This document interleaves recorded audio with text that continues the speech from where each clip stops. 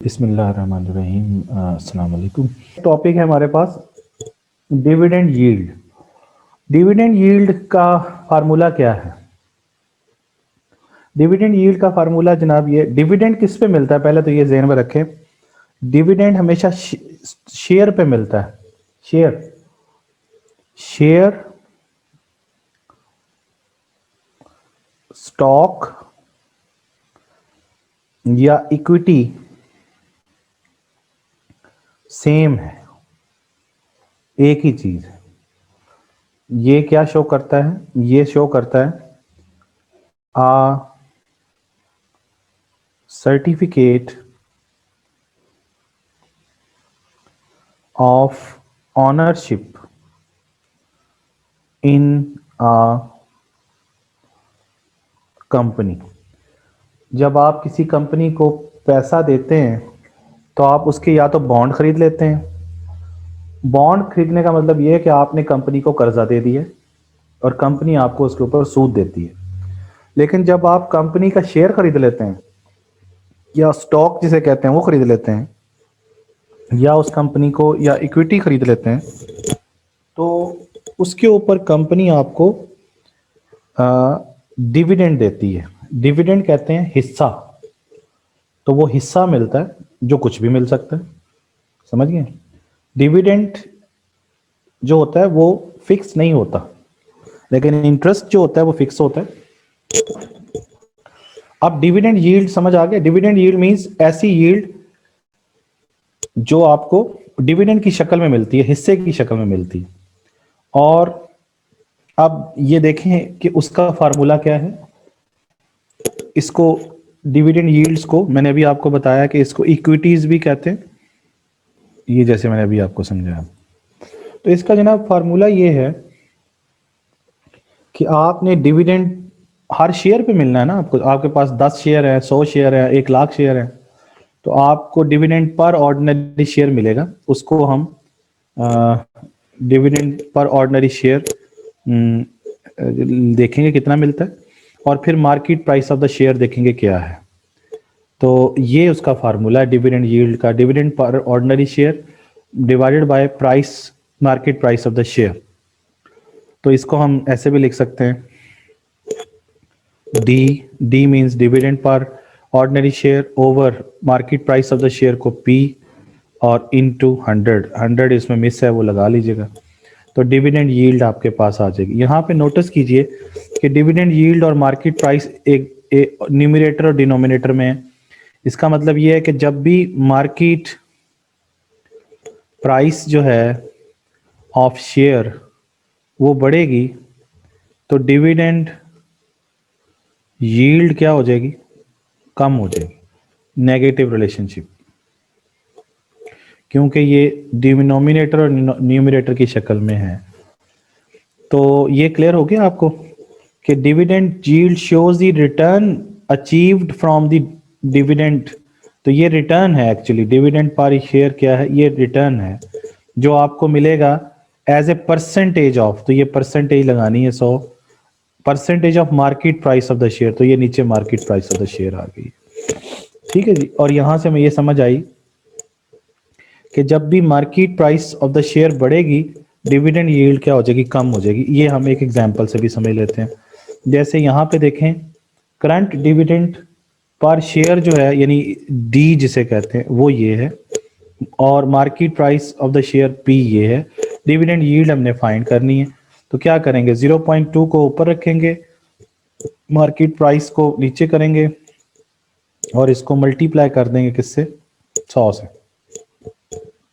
इधर 100 से मल्टीप्लाई भी करना है आपने। तो 100 से मल्टीप्लाई करेंगे तो आपके पास ये 0.04 आ जाएगा। इसको मल्टीप्लाई करेंगे 100 से तो ये 4% आ जाएगा। ये आपके पास डिविडेंड यील्ड आ गई जी। तो यहाँ तक बात समझ में आ गई आपको कि नहीं? तो market price of the share बढ़ने से डिविडेंड यील्ड क्या हो जाती है? कम हो जाती है। ये मैंने भी आपको समझाई। अच्छा, तो आप फिर क्या करेंगे? जब market price of the share बढ़ेगी और डिविडेंड यील्ड कम हो जाएगी, है ना? और इसी तरीके से अगर market price of the share कम हो जाए, क्या हो जाए? Market price of the share कम हो जाए, मार्केट प्राइस ऑफ शेयर अगर कम हो जाए तो फिर यील्ड बढ़ जाएगी। तो आपको अगर यील्ड शेयर पे ज़्यादा मिले, यील्ड मींस डिविडेंड यील्ड, तो आप शेयर की डिमांड ज़्यादा करेंगे या कम कर देंगे?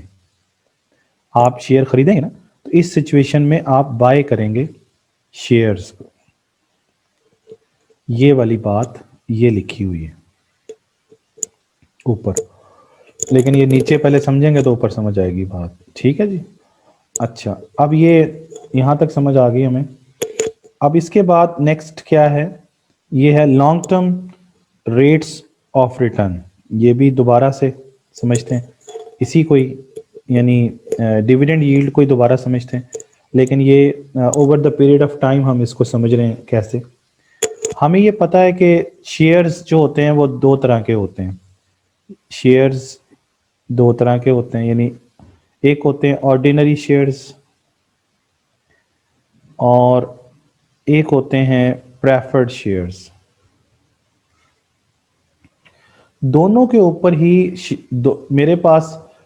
मेरे पास ऑर्डिनरी शेयर हो या मेरे पास प्रेफर्ड शेयर हो किसी भी कंपनी का, तो दोनों के ऊपर मुझे मिलनी तो डिविडेंड ही है, यानी डिविडेंड मींस हिस्सा मिलना है, सूद नहीं मिलना। सूद मुझे बॉन्ड पे मिलेगा।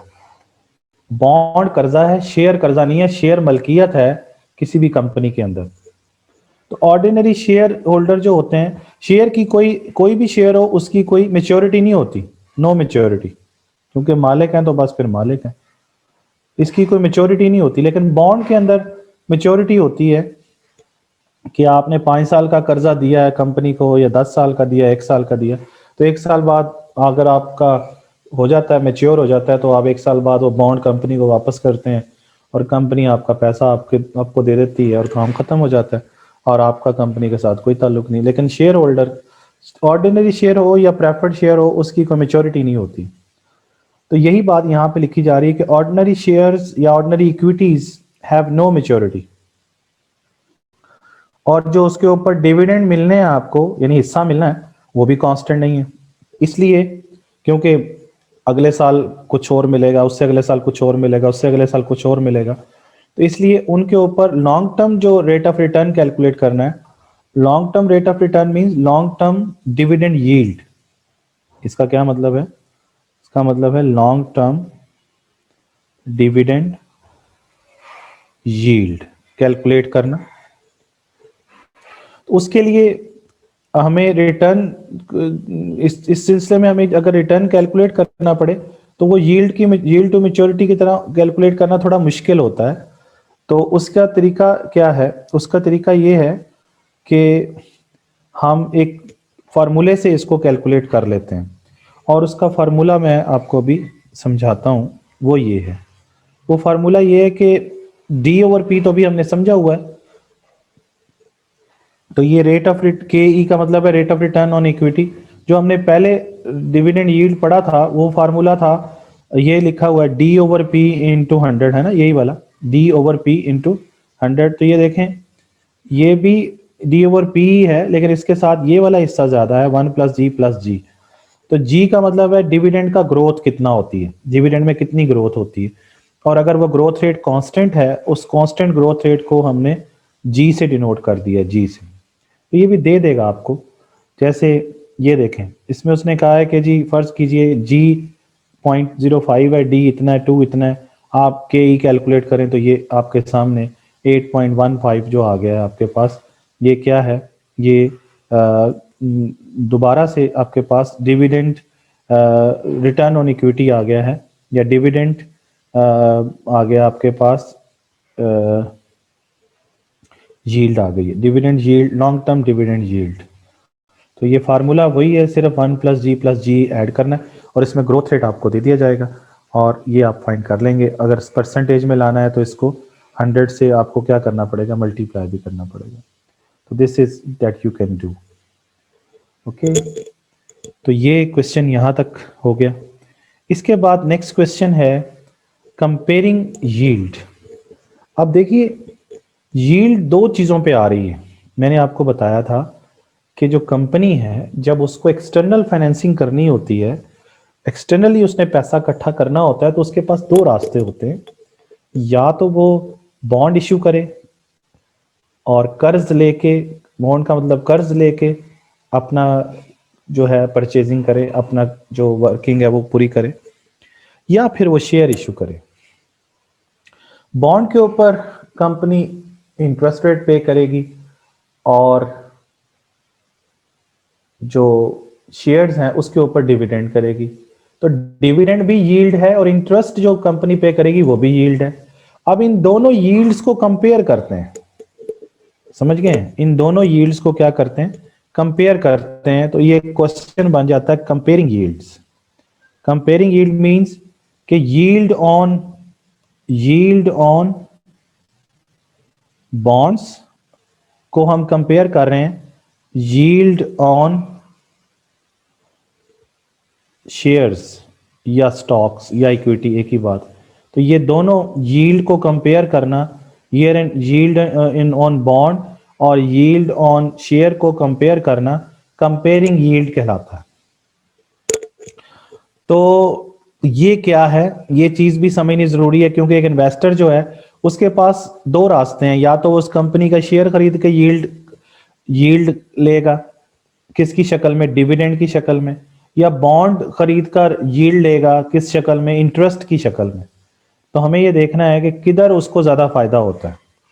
तो इसका जवाब ये है कि अगर आपकी मार्केट एफिशिएंट है तो फिर दोनों यील्ड्स क्या रहती हैं, बराबर रहती हैं। यानी if market is efficient, if market is efficient then yield on bond is equal to the yield on shares, ये है रिजल्ट। और अगर मार्केट एफिशिएंट नहीं है तो फिर यील्ड ऑन बॉन्ड और यील्ड ऑन शेयर बराबर नहीं रहती है। अब ये चीज कैसे होती है इसको हम समझते हैं। जैसे जो मैंने अभी आपको समझाया वो ये कि, क्या समझाया कि if all the markets are operating efficiently then ceteris paribus yield on equities will be equal to the yield on bonds। समझ गए? ये बॉन्ड्स के आगे स्टॉक्स लिखा हुआ है, ये गलत लिखा हुआ है, ये सही कर लीजिए, ये काट दीजिए। यील्ड स्टॉक का मतलब यही शेयर ही होता है, इक्विटी, शेयर और जो ये तीनों बातें जो मैंने अभी आपको बताई थी ये सेम होती हैं। यानी इक्विटी, शेयर, स्टॉक और इक्विटी एक ही बात है। बॉन्ड और चीज है, इसने बॉन्ड के आगे स्टॉक लिख दिया है जो गलत है। ये जो स्टॉक लिखा हुआ है ना, ये गलत लिखा हुआ है, इसलिए इसको काट दें यहाँ से। ये स्टॉक कहाँ पे आना है, यहाँ पे आना है। तो बाल ये तो गलती है। सवाल ये है कि यील्ड ऑन इक्विटीज, ये वाली जो बात कि यील्ड ऑन शेयर बराबर होगा किसके, यील्ड ऑन बॉन्ड के, अगर मार्केट क्या है, एफिशिएंट है। और अगर ऐसा नहीं है, इफ दे डू नॉट, अगर वो मार्केट्स एफिशिएंट नहीं है तो फिर इन्वेस्टर अपने रिसोर्सेज को रीअलोकेट करेगा, उस तरफ करेगा जिधर जिधर यील्ड ज्यादा होगी। अगर ये एफिशिएंट नहीं है तो जाहिर सी बात है, एफिशिएंट ना होने का मतलब ये है कि या तो यील्ड ऑन बॉन्ड ज्यादा होगी या यील्ड ऑन शेयर ज्यादा होगी।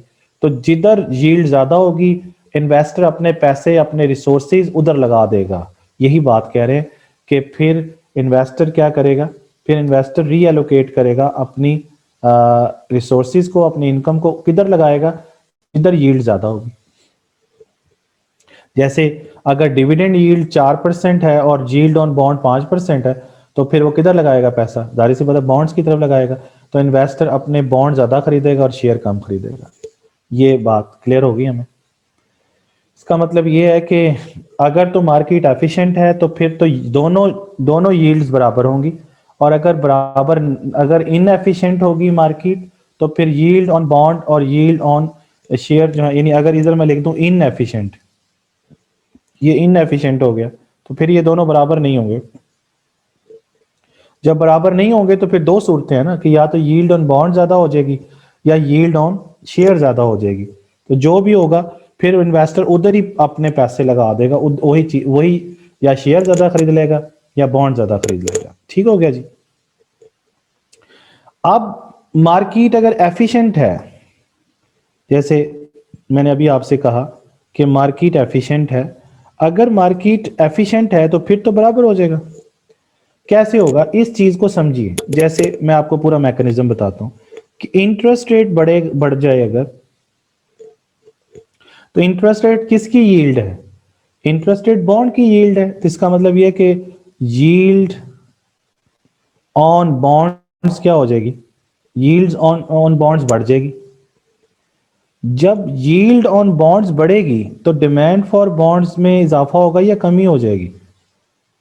जाहिर सी बात है कि आपको अगर यील्ड इस पे ज्यादा मुनाफा हो रहा है, यील्ड मींस बेनिफिट ज्यादा हो रहा है, तो फिर आप उसी चीज को ज्यादा खरीदेंगे। तो डिमांड फॉर बॉन्ड्स जो है वो बढ़ जाएगी। जब डिमांड फॉर बॉन्ड बढ़ेगी तो फिर डिमांड फॉर शेयर पर क्या फर्क पड़ेगा? शेयर की डिमांड क्या हो जाएगी? शेयर की डिमांड कम हो जाएगी। ये समझ गए? इसके नतीजे में क्या होगा? इसके नतीजे में ये होगा कि जब शेयर की डिमांड ही नहीं रहेगी तो किसी भी चीज की डिमांड कम हो जाए तो उसकी कीमत पे क्या फर्क पड़ता है? डिमांड कम होने से उसकी कीमत कम हो जाएगी, क्योंकि डिमांड का प्राइस पे इफेक्ट क्या होता है? वो पॉजिटिव होता है। ये प्राइस का डिमांड पे नहीं है, ये डिमांड का प्राइस पे है। तो आपके सामने प्राइस ऑफ द शेयर कम हो गई, और अभी हमने पढ़ा है कि जब प्राइस ऑफ द शेयर कम होती है, ये वाली बात, प्राइस ऑफ द शेयर कम होती है तो यील्ड क्या हो जाती है? बढ़ जाती है। ये इधर से भी नजर आ रहा है कि market price of the share का डिविडेंड यील्ड के साथ क्या रिलेशनशिप है? नेगेटिव। तो यही बात यहाँ पे हो रही है कि जब प्राइस ऑफ द शेयर कम होगी तो फिर डिविडेंड यील्ड पर क्या फर्क पड़ेगा? डिविडेंड यील्ड जो है, डिविडेंड यील्ड जो है वो बढ़ जाएगी। अब यील्ड जब ज्यादा हो जाएगी तो डिमांड फॉर शेयर क्या हो जाएगी? अब डिमांड फॉर शेयर बढ़ जाएगी। इसका मतलब ये हुआ कि एक तरफ अगर डिमांड फॉर बॉन्ड्स बढ़ेगी तो दूसरी तरफ डिमांड फॉर शेयर भी बढ़ेगी। या इन अदर वर्ड्स, अगर यील्ड ऑन बॉन्ड्स बढ़ेगी तो फिर यील्ड ऑन शेयर्स भी बढ़ेगी। डिविडेंड यील्ड का मतलब यील्ड ऑन शेयर है ना, यील्ड ऑन शेयर है ना। तो जब दोनों बढ़ेगी तो ऑटोमेटिकली ये दोनों क्या हो जाएंगी? बराबर। ये मैकेनिज्म है जिसके थ्रू ये बराबर हो जाएंगी। ये मैकेनिज्म आपने समझना, समझ गए? और इसी चीज को यहां पर आपको समझाया गया है कि ग्राफ के अंदर जरा देखिए, ये चीज है। इस ग्राफ में देखिए, एक तरफ जो है वो क्वांटिटी ऑफ शेयर है, ये शेयर मार्केट है, और ये सप्लाई ऑफ किसकी है? शेयर। और ये डिमांड किसकी है? ये भी किसकी है? शेयर की डिमांड है। शेयर मार्केट इक्विलिब्रियम है ये, या स्टॉक एक्सचेंज इक्विलिब्रियम है। और इसमें देखिए, और ये प्राइस किसकी है? ये प्राइस ऑफ शेयर है। पूरी बात लिख लेते हैं, ठीक है ना। जो इक्विलिब्रियम है वो फर्ज कर लीजिए यहां पर है, इसको E1 इक्विलिब्रियम कहते हैं। और दूसरा इक्विलिब्रियम कहां पे है? E2 पे। और आपके सामने इसका मतलब ये है कि यहां पर डिमांड जो है वो क्या हो रही है? शेयर की कम हो रही है। तो जब भी डिमांड कम होगी तो प्राइस ऑफ शेयर पे क्या फर्क पड़ेगा? कम हो जाएगी। ये चीज मैंने आपको यहां समझाई है, ये वाली चीज कि डिमांड फॉर शेयर हो जाएगी तो प्राइस ऑफ शेयर भी कम हो। ये वाली चीज मैंने आपको, इस चीज को, इन दो बातों को यहाँ ग्राफ में शो किया गया है। ठीक हो गया जी? कोई इसमें मेरा ख्याल है बात समझ में आती है, और वो समझ आ गई होगी आपको कि ये क्या मैं बातें आपके साथ कर रहा हूं। ठीक है जी। तो इसमें से इतने हिस्से को उसने ग्राफ में भी शो कर दिया। तो बहरहाल कंपेयरिंग यील्ड क्लियर हो गया कि अगर मार्केट एफिशिएंट है तो दोनों मार्केट की जो यील्ड है वो सेम हो जाएगी, और अगर इनएफिशिएंट है तो किसी एक की यील्ड बढ़ेगी, और जिसकी बढ़ेगी इन्वेस्टर अपना पैसा उधर ही लगा देगा। ओके जी, ये इसके बाद नेक्स्ट टॉपिक है risk and return on the financial assets. ये भी बड़ा इंटरेस्टिंग टॉपिक है, इसको भी समझना चाहिए हमें। तो इसको आप समझते हैं। आज हम ये 2.10 से लेके फिर 2.11 तक इंशाल्लाह इसको मुकम्मल करेंगे यहाँ तक, और ये फिर टॉपिक ख़त्म हो जाएगा। फिर अगला टॉपिक कल शुरू करेंगे इंशाल्लाह ताला। तो ये यहाँ तक इसको मुकम्मल कर लेते हैं, ये थोड़ा सा रह गया। तो risk and return on the financial assets. तो देखिए,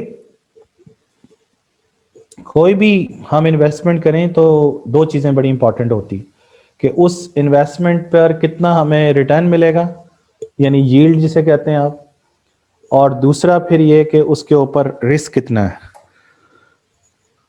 तो डिफरेंट जो फाइनेंशियल एसेट्स होते हैं उन पर डिफरेंट डिग्री ऑफ रिस्क और रिटर्न होते हैं। किसी पर रिस्क ज्यादा होता है, किसी पर रिटर्न ज्यादा होता है, किसी पर दोनों ज्यादा होते हैं, किसी पर रिस्क होता ही नहीं है। तो इस तरह मुख्तलिफ किस्म के फाइनेंशियल एसेट्स होते हैं जिनके ऊपर रिस्क और रिटर्न डिफरेंट तरह के हमें नजर आते हैं। तो ये देखिए यहां पर ये कह रहा है कि when an investor invest in the financial asset, तो जब भी इन्वेस्टर जो है वो फाइनेंशियल एसेट में इन्वेस्टमेंट करता है तो उसको रिवॉर्ड मिलता है, जो कि जिसे वो क्या कहता है, receive in return an income, उसे वो इनकम मिलती है। जैसे अगर वो उसने शेयर खरीदा हुआ है तो उस इनकम का नाम क्या होता है, डिविडेंड। अगर उसने बॉन्ड खरीदा होता है तो फिर उस इनकम का या उस रिटर्न का नाम क्या होता है, उसका नाम होता है इंटरेस्ट। समझ गए ना? तो इसका मतलब यह कि इनकम की मुख्तलिफ शक्लें हो सकती हैं, जो डिविडेंड यानी हिस्से की सूरत में मिल जाती है, सूद की शक्ल में मिल जाती है, या कैपिटल गेन की सूरत में आपको मिल जाती है। तो इसका मतलब यह है कि आपको इनकम इसलिए मिलती है कि आपने अपना पैसा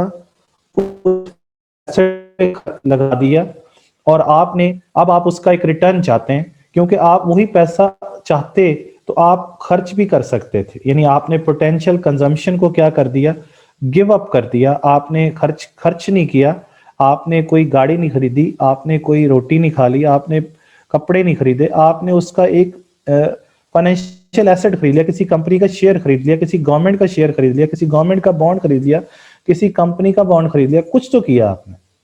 तो वही पैसा आप अपनी कंजम्पशन एक्टिविटीज पे भी कर सकते थे, लेकिन आपने वो नहीं किया। तो अब आप कहते हैं कि मुझे उसकी कंपनसेशन दो। तो जो फाइनेंशियल एसेट है वो उसकी कंपनसेशन रिटर्न की सूरत में देता है, और वो रिटर्न मैंने अभी बताया कि अगर बॉन्ड होगा तो इंटरेस्ट की शक्ल में मिलेगा, और वो रिटर्न आपको डिविडेंड की शक्ल में मिलेगा अगर आपके पास क्या है, शेयर है। और इसी को हमने रिटर्न को हमने पिछले टॉपिक में यील्ड के नाम से पढ़ा। तो रिटर्न मींस यील्ड। तो अब हम देखते हैं कि जो डिफरेंट फाइनेंशियल एसेट्स हैं उनके ऊपर डिफरेंट टाइप्स ऑफ एक रिटर्न मिलते हैं, और यानी इनकम मिलती हैं, और उसके ऊपर जो है वो हमें उसकी इनकम के हवाले से कुछ अनसर्टेनिटी का भी सामना करना पड़ता है। कि एक तो ये कि कितनी इनकम मिलेगी, और दूसरी बात ये कि मिलेगी भी कि नहीं मिलेगी। दो चीजें, पहली चीज है कि अनसर्टेनिटी सराउंडिंग द इनकम, ये पहली बात है, और दूसरी बात यह कि कितनी मिलेगी, कितनी कॉम्पनसेशन मिलेगी, ये दूसरी बात है। ये दोनों चीजें समझने की जरूरत है, कितनी मिलेगी और मिलेगी भी कि नहीं मिलेगी।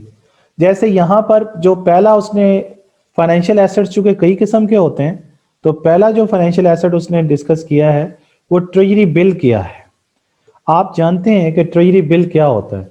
ट्रेजरी का लफ्ज जहां पे भी आएगा वो गवर्नमेंट का मतलब है उसका, कि जब गवर्नमेंट को कर्जे की जरूरत होती है तो वो ट्रेजरी बिल इशू करती है।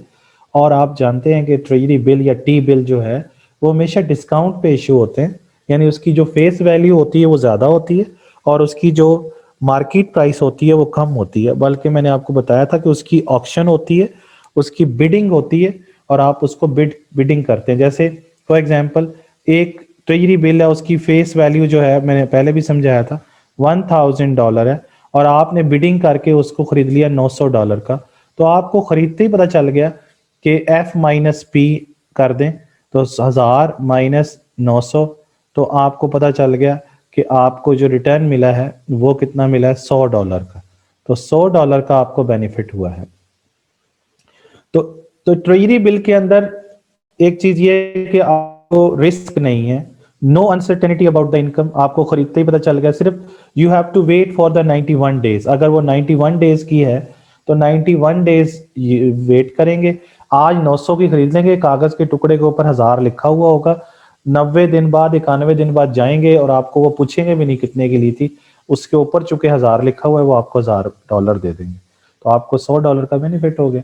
आपको सिर्फ इसको होल्ड करके रखना है 90 दिन के लिए, या जितने भी दिन की वो है, 91 दिन है तो 91 दिन के लिए आपको होल्ड करना पड़ेगा उसको। मेच्योरिटी उसकी चूंकि 91 दिन के बाद है, और इसके अंदर कोई रिस्क नहीं है क्योंकि गवर्नमेंट नॉर्मली डिफॉल्ट नहीं करती है।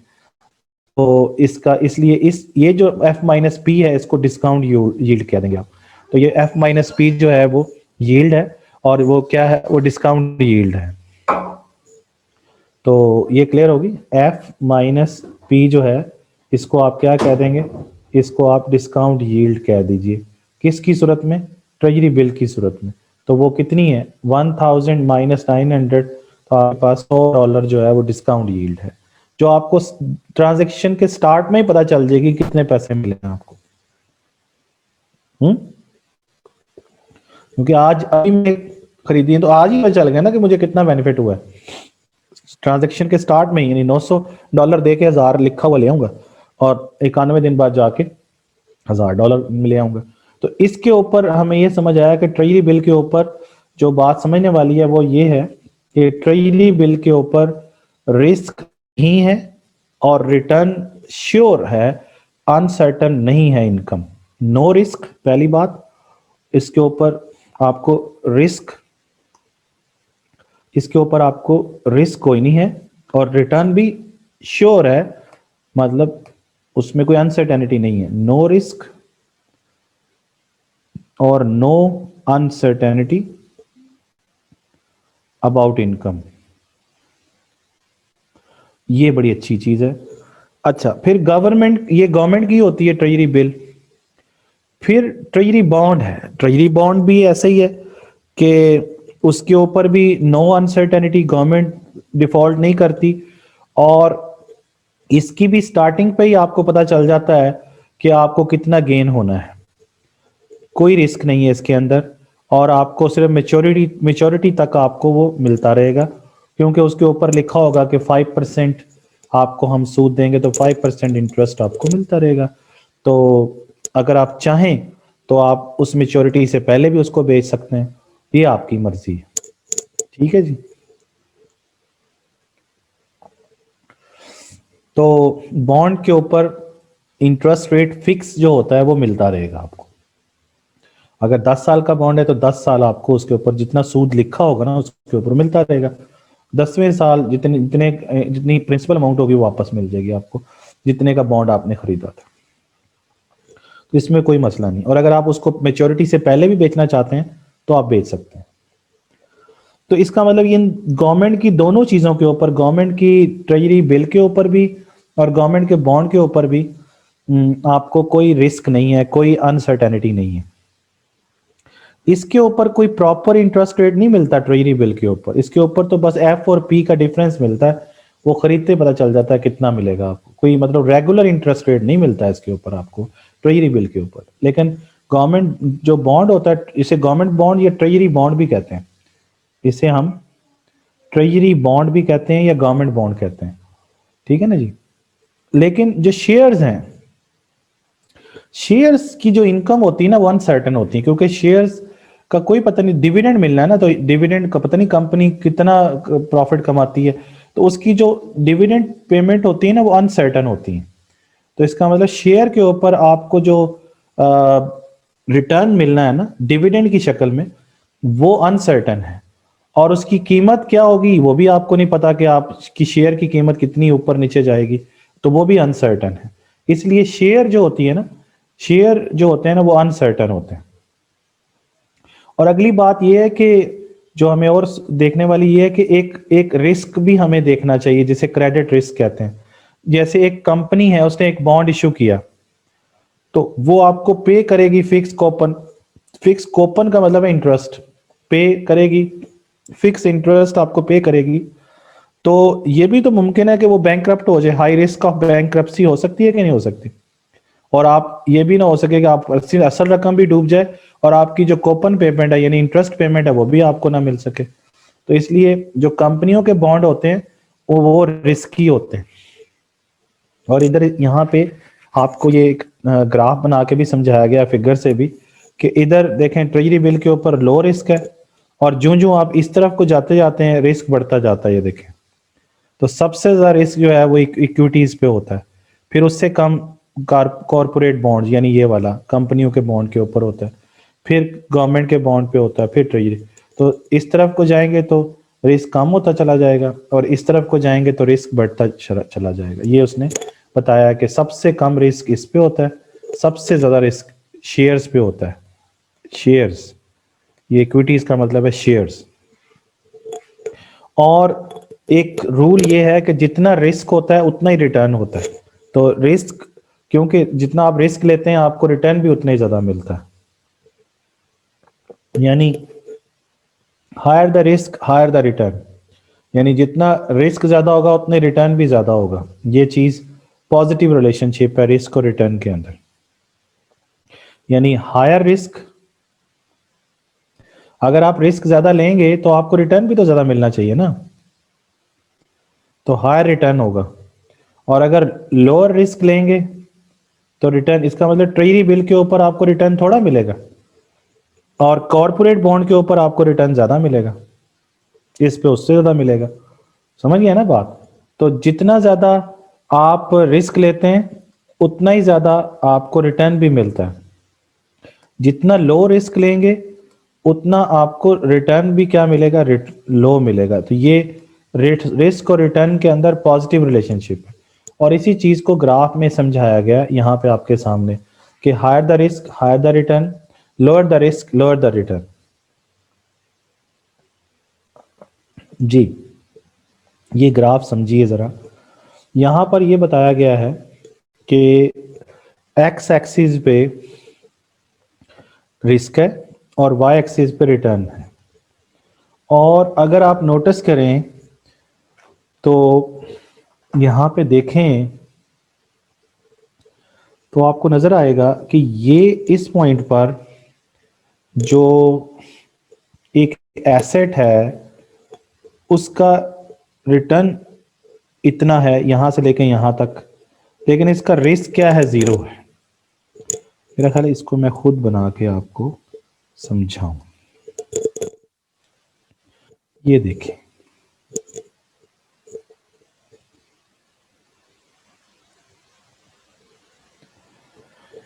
यहां पे है रिस्क और यहां पे क्या है, रिटर्न। और फॉर एग्जांपल अभी मैंने बताया कि रिस्क और रिटर्न का पॉजिटिव रिलेशनशिप है, तो इसलिए ये रिस्क और रिटर्न का पॉजिटिवली स्लोप्ड कर्व है। लेकिन ये देखें कि ये जीरो से शुरू नहीं हो रहा। उसकी वजह ये है कि ये जो पॉइंट है ये बता रहा है कि इतना रिटर्न है और ये पॉइंट है, इसको हम कह देते हैं जी। अब जी का मतलब ये है, जी का मतलब है ट्रेजरी बिल गवर्नमेंट का जो होता है, उस पे हमें पता है कि नो रिस्क होता है। और आप यहां पे चेक करें तो इस जी पॉइंट पर रिस्क कितना है, जीरो है। लेकिन रिटर्न कितना है, रिटर्न यहां से लेके ये सारा रिटर्न है, ये सारा यहां तक, ये मैंने बोल्ड किया यहां तक क्योंकि इधर वाई एक्सिस पे रिटर्न रखा हुआ, तो ये रिटर्न है। लेकिन इस जगह पे रिस्क कितना है, जीरो। तो नो रिस्क बट रिटर्न क्या होता है, रिटर्न इज पॉजिटिव, रिटर्न आपको नजर आ रहा है। इसको हम नो, जो गवर्नमेंट का होते हैं ना, गवर्नमेंट के जो ट्री बिल होते हैं इनको हम रिस्क फ्री एसेट्स कहते हैं। रिस्क फ्री एसेट्स यानी ऐसे एसेट्स जिन पर कोई रिस्क नहीं है, ये रिस्की नहीं होते हैं, नो रिस्क, इस पे कोई रिस्क नहीं है। लेकिन अगर हम एक और ले लें एसेट, यानी ए एसेट ले लें, तो ए एसेट पे जरा देखें, तो ए एसेट पे हमें नजर आ रहा है कि ए एसेट पर जो रिस्क है वो R1 है और जो रिटर्न है वो R1 है। रिटर्न को स्मॉल r से शो कर देते हैं, इसको कैपिटल R से शो कर देते हैं। यहां पर मैं आपको टेबल बना के समझा देता हूं। यहां पर आ जाते हैं एसेट्स और यहां पे आ जाता है रिस्क, रिस्क को R से डिनोट कर देते हैं और यहां पर आ जाता है रिटर्न, रिटर्न को स्मॉल r से कर देते हैं। तो जो जी एसेट है उस पर रिस्क कितना है जी, 0, और रिटर्न कितना है, पॉजिटिव। और जो ए एसेट है, ए एसेट का जो रिस्क कितना है जी, वो है R1, यानी यहां से लेके यहां तक, और जो रिटर्न है वो 0 से लेके R1 तक, तो ये रिटर्न है R1। और इसी तरीके से अगर हम बी एसेट देखें, ये बी एसेट है, तो बी एसेट का जो रिस्क है वो ज़्यादा है, वो कितना है, R2, और उसका रिटर्न भी ज़्यादा है, और वो रिटर्न कितना है, स्मॉल r2। ये आपके सामने, ये समझ आ गई बात। इसका मतलब ये है कि वही बात जो भी मैंने की थी, higher the risk higher the return.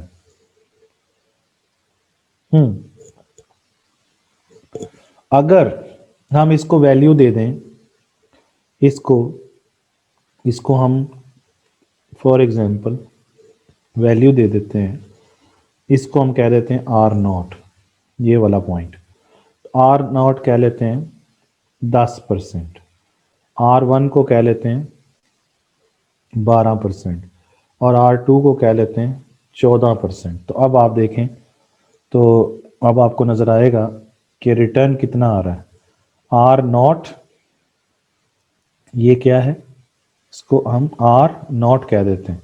R0 कितना है, 10%, और ये कितना है, 12%, और ये कितना है, 14% आपके सामने। और ये रिस्क है, फर्ज कर लें इसको 1% कह लें, और ये 2% कह लें। तो अब आपके सामने है कि 1% रिस्क के ऊपर 12% रिटर्न है, और 2% रिस्क के ऊपर 14% रिटर्न है। तो जितना रिस्क ज्यादा है उतना रिटर्न भी ज्यादा है। यहां तक समझ आ गई। तो ये जो ये जो रिटर्न क्लियर हो गया अब आपको। तो यहां पर रिटर्न रिस्क कितना है, इस जगह पे 0 है। अच्छा, अब यहां पे एक और चीज समझते हैं, इसको हम कहते हैं risk premium. Risk risk premium, risk premium होता है रिटर्न ऑन रिस्की एसेट्स। अब इस ग्राफ में रिस्की एसेट कितने हैं, रिस्की एसेट 2 हैं, क्योंकि जी पे तो रिस्क 0 है। ये दोनों रिस्की एसेट्स हैं, ये दोनों क्या हैं, रिस्की एसेट्स हैं, क्योंकि इन पर रिस्क, ये R1 रिस्क है, इस पर R2 रिस्क है। तो रिस्क प्रीमियम का फार्मूला क्या है, return on risky assets minus return on risk free asset. तो अगर मैं आपसे कहूं कि जी, ये मैं कहूं आपसे कि जी बताइए रिस्क प्रीमियम फाइंड करें, risk premium on a asset, on asset A, तो वो क्या होगा। तो आप कहेंगे जी risk premium on asset A find करना है ना, तो वो है R0, R1, R1 कितना है, 12%, और minus risk on risk free asset कितना है, वो है 10%। तो आप कहेंगे जी 2%। रिस्क प्रीमियम ए एसेट पे कितना आ रहा है, 2%। और अगर मैं कहूं कि रिस्क प्रीमियम ऑन एसेट बी फाइंड करें, तो आप रिटर्न और रिस्क की एसेट चेक कर लें क्या है बी पर, वो है 14%, तो आप कहेंगे 14% और माइनस रिस्क फ्री एसेट कितना है 10%, तो आप कहेंगे 4%। तो ये क्लियर हो गया। ये रिस्क प्रीमियम है। तो रिस्क प्रीमियम में आपने रिटर्न को, रिस्की एसेट के रिटर्न को दो रिटर्न और रिस्क फ्री एसेट से माइनस करके निकाल लेना है। यानी ये होगा जो R2 माइनस, इसको आप R0 कह रहे हैं ना, तो ये होगा R1 माइनस R0 है ना, और ये होगा R2 माइनस R0। ठीक हो गया जी। ये आपके सामने, यानी R2 माइनस R0 ये आ जाएगा, फिर R1 माइनस R0 ये आ जाएगा।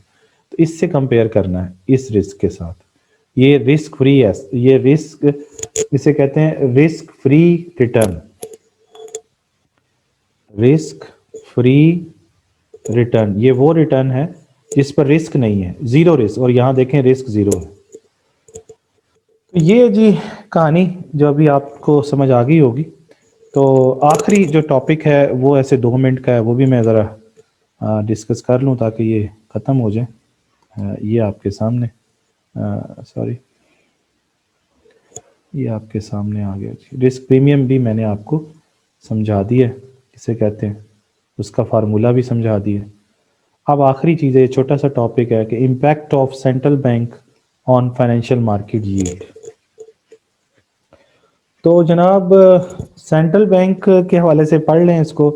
इसमें ये बता रहा है कि सेंट्रल बैंक भी जो है वो शॉर्ट टर्म इंटरेस्ट रेट को क्या करता है, इफेक्ट कर सकता है।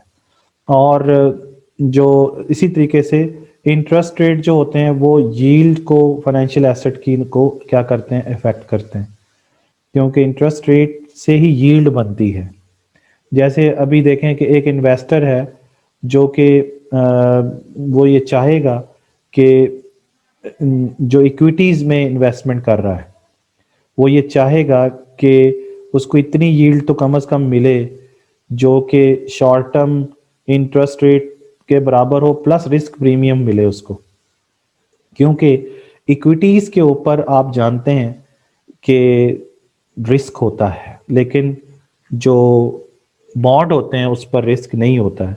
तो वो यही कह रहा है कि जो यील्ड मिले किसके ऊपर, इक्विटीज़ के ऊपर, वो कम से कम बराबर होनी चाहिए जो इंटरेस्ट रेट आप उस वक्त प्रिवेल कर रहा हो, plus risk premium. Risk premium means कि रिस्क की एसेट का रिटर्न और रिस्क फ्री एसेट के रिटर्न का जो आंसर आता है, जो भी मैंने पढ़ाया था आपको, तो वो इक्विटी हेल्ड करने, क्योंकि जो आपने शेयर्स को अपने पास हेल्ड किया हुआ है उसके ऊपर रिस्क, वो रिस्की एसेट है।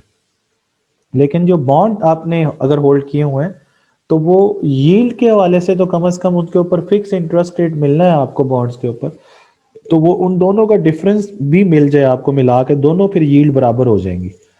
जैसे फॉर एग्जांपल कि अगर अगर यील्ड आपको इक्विटी पे मिलती है 12%, तो फिर इसका मतलब जो बॉन्ड इशू हो रहे हैं बॉन्ड के ऊपर भी आपको 12% ही मिलनी चाहिए। और ये जो 12% है, ये फर्ज कर लें इसके दो हिस्से हैं। एक तो आपको यील्ड मिली 10%, प्लस 2% आपको वो मिल गया जो ये क्या है, रिस्क प्रीमियम है। क्योंकि आपने रिस्क लिया तो 2% आपको ये मिल गया, तो ये वो कहते हैं कम से कम इसके बराबर हो। तो इसलिए सेंट्रल बैंक ये कोशिश करता है कि अगर इंटरेस्ट रेट ऊपर की तरफ जाएं तो फिर जाहिर सी बात है जितना इंटरेस्ट रेट ऊपर की तरफ जाएगा तो फिर उसका सेंट्रल बैंक इंटरवेंशन करता है। और क्यों सेंट्रल बैंक इंटरवेंशन करता है, क्योंकि इक्विटी होल्डर्स को फिर इस सूरत में नुकसान होता है, क्योंकि वो शेयर की कीमतें तो नीचे जा रही होती हैं। इसलिए वो कोशिश करता है कि दोनों तरह की यील्ड जो है वो बराबर रहे। ये कैसे करता है, ये पूरी अगली कहानी अगले चैप्टर में आएगी, इस पर डिस्कस बाद में करेंगे।